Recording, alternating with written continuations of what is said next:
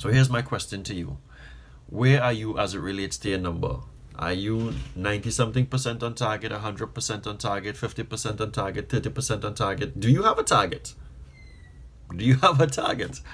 And the reason why I'm asking that question is because we must be working towards something. And if you're like me, being a CEO, or you're a business unit head, you're a VP of sales, you're a department head, sales professionals, anyone who has the responsibility of bringing in revenue, if you are 8 days away and you're not close to hitting 100% of your target, how are you dealing with that? What is your mitigation strategy? And how are you even just really assessing it?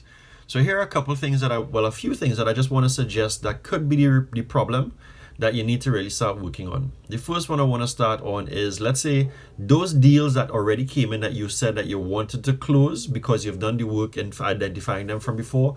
Why haven't those deals closed? Now that could be for a number of reasons. And the first one that I've always found is that sometimes my team, including myself, because we all make the errors, we didn't forecast that deal properly, or there were certain things that were left out of the opportunity where we are kind of selling ahead of time, and we are thinking it's going to close in January, but the customer not ready as yet. I had a business unit head that I worked with before, and sometimes when we're getting close to the end of the month, he will say, so do you think that if we drop the price point by a couple percentage points, if the customer will close? And I would always say, no, the customer isn't ready to close as yet, right? But because he was thinking that it was a revenue trigger, like the incentive to purchase would have been revenue based, but it really wasn't the incentive. The customer was going through their buyer's journey, their process in terms of making the decision. And that is really, that ties up itself a lot in the forecasting, because as sales professionals, sometimes we just talk to the customer says that they have an interest, and they're interested, but now we bring that into the deal, we bring that into the office, and we say, yeah, that's going to close.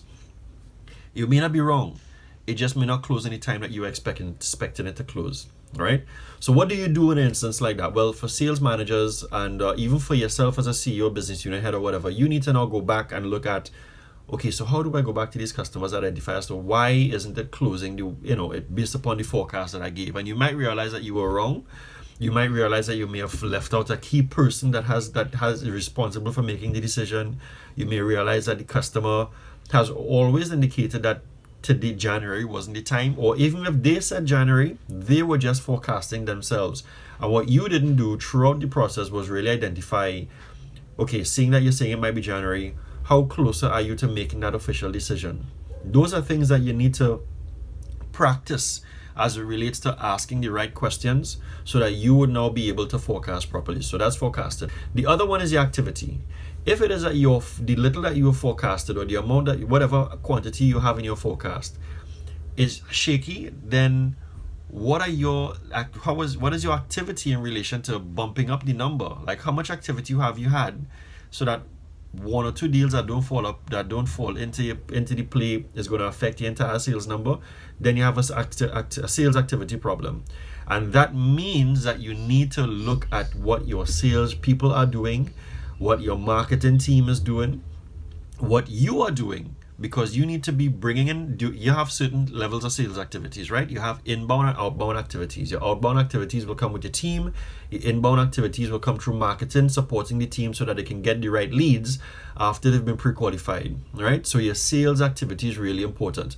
Let me give you an example. If your target for the month is $1 million, then you should have about $10 million in your pipeline forecasted, between $6 to $10 million there, whatever you want to use as your ratio, 7 to 1, 10 to 1. You make sure that you have that, and hold your salespeople accountable to that, because that should also be in their KPIs. All right? Excuse me. The other one might just be, you're just not asking for the close, right? You may not have asked the customer for the close. So the customer might be saying, yeah, we intend to close, or we want to start. Maybe your salespeople just haven't asked them to say, are you ready to sign off now? So that could be one. But the last one, which is really important, and I think I want to drive this and tie it into the forecasting and your sales activities, is really a sales strategy.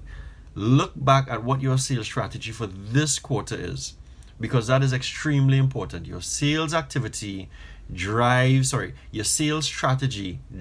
your activity, and that activity opens up the opportunities that you need to put in your pipeline. You see how that works?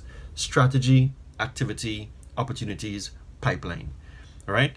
So pay attention to those things, guys, and that should really help you become a little bit more strategic towards hitting your number, because of course you want to be able to identify the right customers through the support of marketing and your sales team and close your opportunities.